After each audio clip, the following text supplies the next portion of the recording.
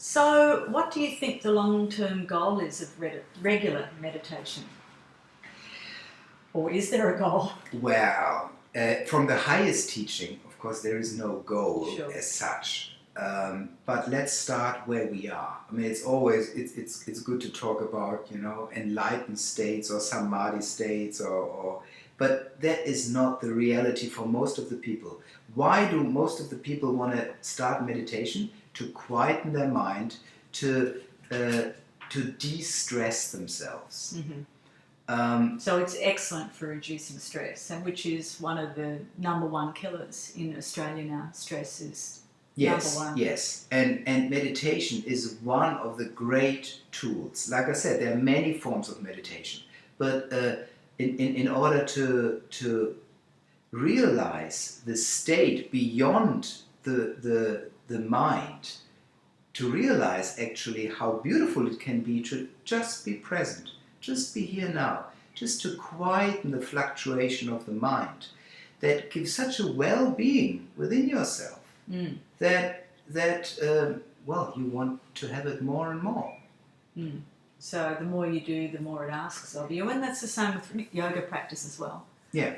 And now scientists actually confirm the benefits of meditation. There's been a lot of field research. It's a lot of field research. I mean, spiritual practitioners know this for thousands and thousands of years. Yeah. But it is good, because we live in a science-orientated society, if that understanding is backed up with scientific knowledge. Well, some people need to hear that, don't they? Yes, they do. And on the spiritual path, it is very beautiful now that people like the Dalai Lama can actually talk to quantum physics and can find a common ground.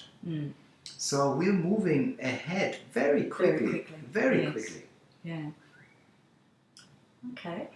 At this point, would you like to talk a little bit more about yoga philosophy and how that can impact? Yes, I want to make very clear that meditation is actually not,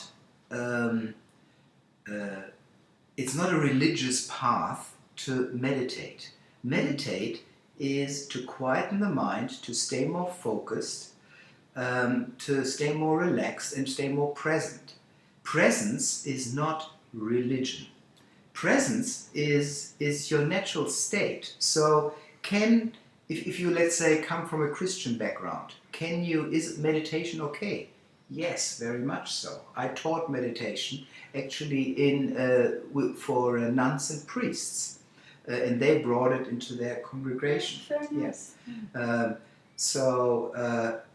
Because a quiet mind, you can use it anywhere. It has nothing to do specifically with Christianity or any other religion. Any cult. Yes. You don't need to believe in anything. This is actually something the Buddha made very clear as well. He recommended that find out for yourself.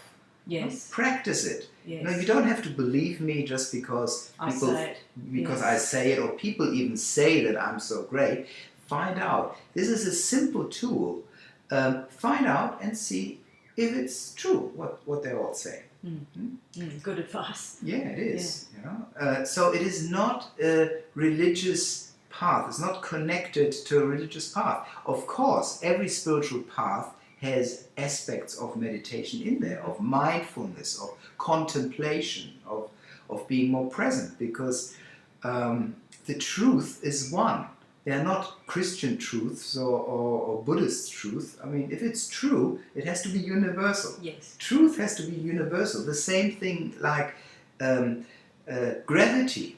No? I mean, gravity is true in the Middle East. Gravity is true at the Vatican as much as in Australia. Yes. No? And that's the same with meditation and the science of meditation. So if you are from a particular religious background, you can still meditate or do yoga. So. Okay. Thank you, Swami Pujan. We look forward to the next talk. Thank you very much. Namaste. Namaste.